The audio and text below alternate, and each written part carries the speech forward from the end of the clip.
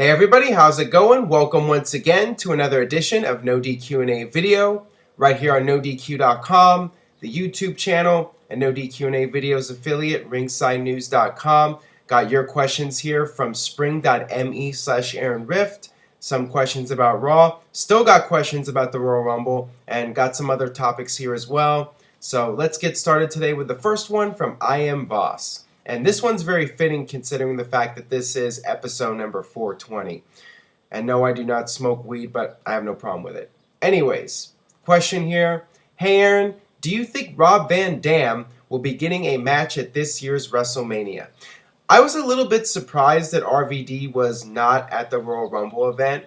Now, regarding WrestleMania, I don't know this as a fact, but if I had to make a prediction, I would say that yes, he will be at WrestleMania weekend. I don't know if he's going to have a marquee match at WrestleMania, but I could very well see him being there for the WrestleMania festivities, being part of the fan access, being at the Hall of Fame, so on and so forth. He's still on good terms with WWE, and I think we could see him back on television at any time now. So if I had to give you an answer, I would say yes, he will be at WrestleMania.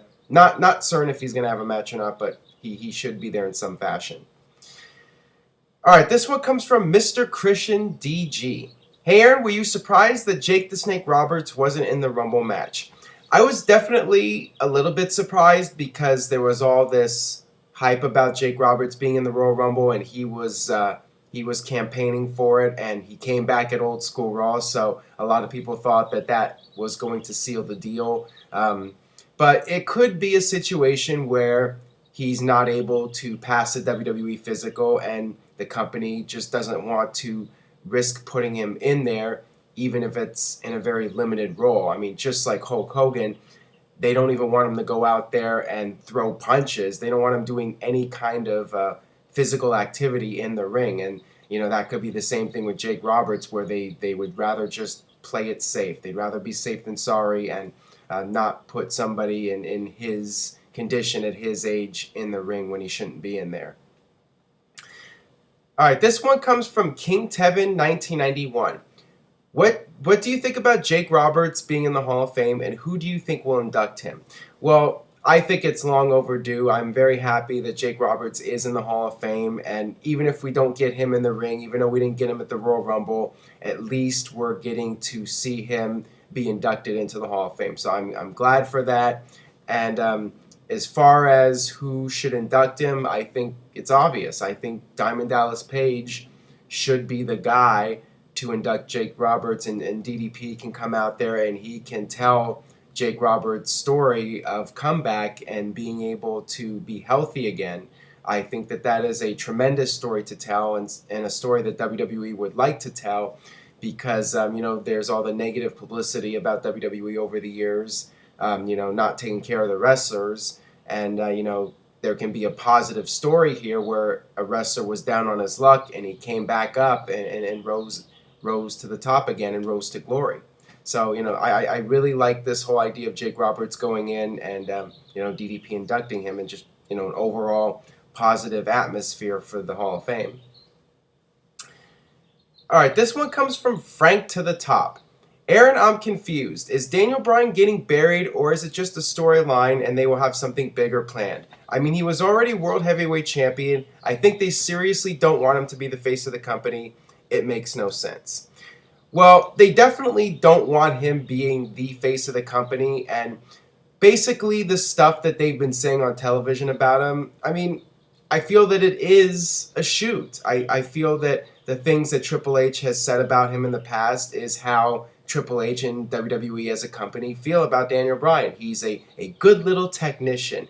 He's a guy that they can rely on to go out there and have great matches, but at the end of the day, he's not that larger-than-life bodybuilder, 6'5" guy that they want to push as the face of the company, and he's never going to be that guy. I mean, Daniel Bryan is like the modern-day Bret Hart.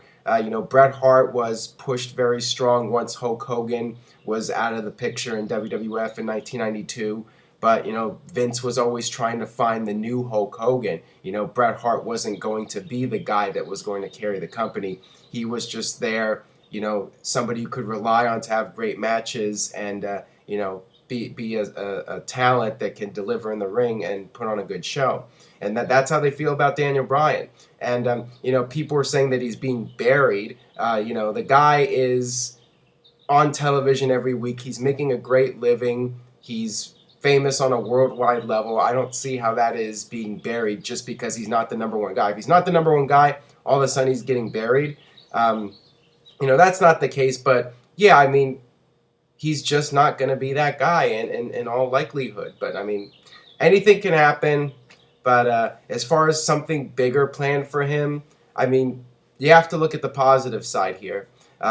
Extreme Rules is the next pay-per-view after WrestleMania, and it's going to be in Seattle, and that's not a coincidence. It's going to be in Seattle because WWE does have something big, I think, planned for Daniel Bryan, and, I expect him to be in the main event of that show, and, that could be the show where he wins the title again. So, I think, later in the year we are going to see Daniel Bryan on top in WWE, but when it comes to WrestleMania, they want to focus on the guys that they know can bring in the most people, the guys like Batista and Brock Lesnar, Undertaker, and so on. All right, this one comes from Gravy Sticks. How does WWE attribute bad buy rates to Daniel Bryan when he has been booked so poorly and during football season? Cena main evented SummerSlam and is their top guy. Why isn't it his fault? Daniel Bryan is hot despite booking, not because of booking, unlike anyone else. This is just how WWE tends to operate. When there is a disappointing pay-per-view buy rate, they need to try to put the blame on someone, and they don't want to blame it on the guy that they see as their top guy, John Cena. And, going back to the Survivor Series in 2011 when the buy rate was disappointing for that, they didn't want to blame it on The Rock. They didn't want to blame it on the booking. They wanted to blame it on The Miz and R-Truth. And, that's just how they operate. But I'm not trying to defend WWE here, by the way. The way they handled Daniel Bryan going into SummerSlam was ridiculous. I mean, the fact that he was just handed a title shot and all Vince McMahon and, other people did was put him down as a guy not worthy of being in the main event. And, why not push the guy as somebody who is worthy and, take Daniel Bryan seriously. And, some people, actually quite a few people have been messaging me, posting comments saying that, they're not a big fan of the Daniel Bryan merchandise, the goat face and the goat with the wings, the flying goat. I think that stuff just, it makes him look bad. Why not take him more seriously and just drop the goat face stuff? I mean, it's really overdone, I think, and they have like a baseball cap with a beard on it. And, people say that, people have been telling me that they're embarrassed to go out in public with this stuff, and it's not something they want to buy. So, it does seem at times like WWE is trying to hold him down, but once again, he's not the guy. He's never going to be the guy that they want to push as the number one person representing the entire company. All right, this one comes from So Motion Man. With Batista's weak reaction and his probability to get Daniel Bryan chance going into WrestleMania, do you think it would be a good idea to do a quick Randy Orton face turn heading into the WrestleMania match? The Authority already loves Batista and is always at odds with Orton. Please answer in video.